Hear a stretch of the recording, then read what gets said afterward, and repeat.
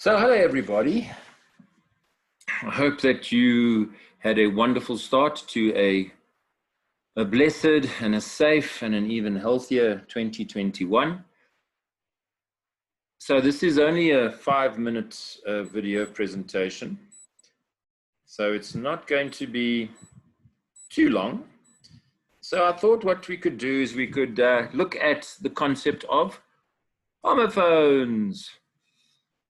So, what is a homophone? Well, it comes from two words from the Greek, homo, meaning the same, and phono, meaning sound. So if you put them together, it means same sound. So the definition of homophones and homophones is that they are words that obviously, as it comes from the definition, sound the same, but have different spellings. And we've discovered that, especially with second language speakers or even third language speakers, sometimes that they will spell the wrong word. Now, there are hundreds of homophones in the English language, unfortunately, and so I cannot teach them to all of them to you, sorry. So we're going to look at some, just a list. And even with this, with 5 minutes, it's not a long time, we will also look at one or two, but I will give you homework where you have to choose the correct one. Okay, so as I said to you, a homophone or homophones are words that sound the same but have different meanings and spellings. So if you look at the first one, it says cereal. Now there's another word out there that also sounds like cereal, but it's spelled differently. Can you remember? Can you think of one? Ah, very good. Yes. And there it is. Now you will notice that those have different meanings.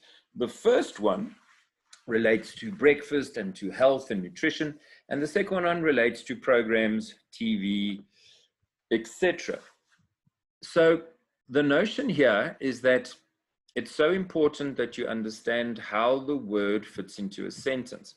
So the best thing for you to do is to actually write out a sentence with the first homophone, the ones that are in the colored blocks, and then the second one, which I will now reveal to you, find a sentence that you can use that shows that meaning. So the second one is check. Okay, so the first one can be used as a verb. It can also be used as a noun. I'm not going to give you the sentence because I think it's important that you do that yourselves. And then the second one is used in monetary issues. So those of you who maybe do business, economics or accounting will probably know that word. Okay. The next one is grown. But look at the second spelling. So once again, I think you can see the pattern. Words that sound the same are spelled differently. Again, try and put that into a sentence that brings out its meaning clearly. The next one is pretty straightforward. And straightforward actually is a synonym for plain. So the second plain, not the first one. Okay. And then you have tied, which is the past tense of tie. I'm sure you'll be able to put that into a sentence and give it its meaning. Next one's an interesting one. Probably maybe you know what the second meaning is. And that's another thing, ladies and gentlemen. If you don't know the meaning, you have a dictionary. There are many online dictionaries. Go and have a look. And they might even give you an example, okay, of it being used in a sentence. But what you need to make sure that you do is create your own sentence, because then it will help you understand it from your own framework. Okay. The next one's an interesting one, higher. I'm sure you know the first one, but what is the second spelling? Higher.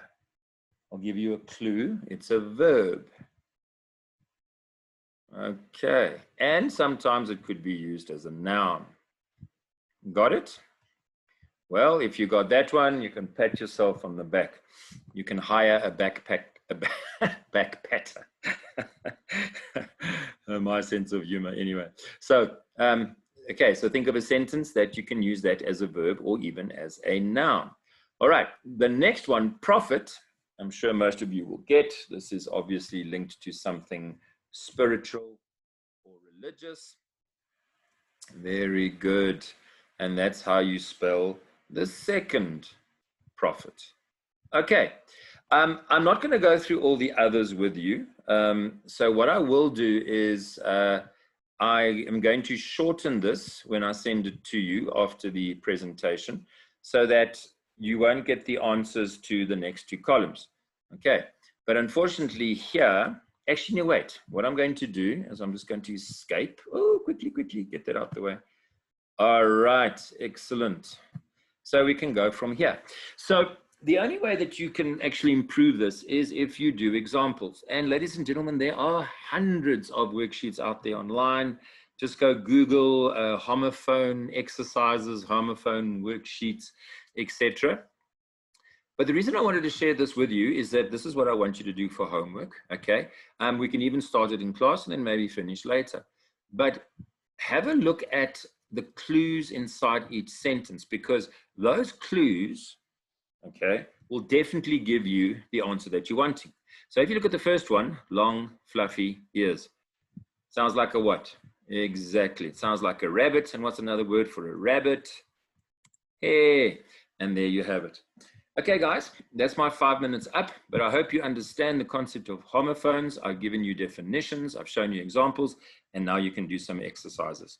Okay, so I'm going to stop sharing. So thank you very much for listening, and I hope you have a safe, blessed, and healthy day ahead.